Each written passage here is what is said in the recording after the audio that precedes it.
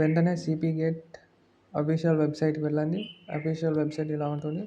So ఇక్కడికి వచ్చాక కిందికి రండి. ఇలా డౌన్లోడ్ హాల్ టికెట్ అని ఉంది, క్లిక్ చేయండి. క్లిక్ చేశాక ఇక్కడ మీ యొక్క రిజిస్ట్రేషన్ నెంబరు, తర్వాత డేట్ ఆఫ్ బర్త్ కొట్టాక ఫర్ ఎగ్జాంపుల్ నేను ఒక డేట్ ఆఫ్ బర్త్ కొడుతున్నాను, జూన్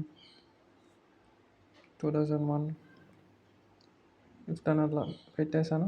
మీరు ఏ పేపర్ అయితే అప్లై చేశారో ఆ పేపర్ క్లిక్ చేయండి, డౌన్లోడ్ కొట్టండి. అప్పుడు మీ యొక్క హాల్ టికెట్ అనేది వస్తుంది. ఇప్పుడు నేను ఏన్షియన్ హిస్టరీ డౌన్లోడ్ చేశాక నాకు వేరే పేపర్ కోసం నేను అప్లై చేశాను అనుకోండి, ఎంఏ ఇంగ్లీష్ అప్లై చేశాను అనుకోండి. Next MA English registration number, same మళ్ళీ అదే డేట్ ఆఫ్ బర్త్, డౌన్లోడ్ కొడితే మనకు hall ticket, second hall ticket download అవుతుంది.